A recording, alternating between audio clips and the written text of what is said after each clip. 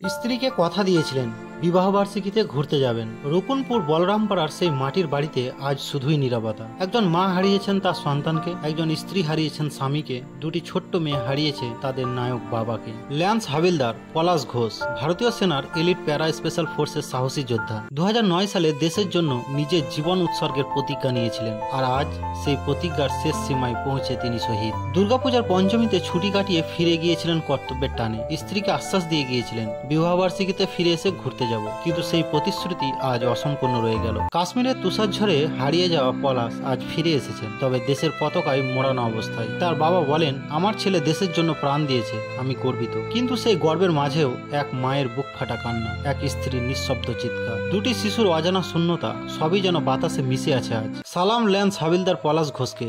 তার মতো সন্তানরাই আমাদের দেশের সম্মান রাখে, আমাদের ঘুম নিশ্চিন্ত করে। তার আত্মার শান্তি কামনা করি। জয় হিন্দ।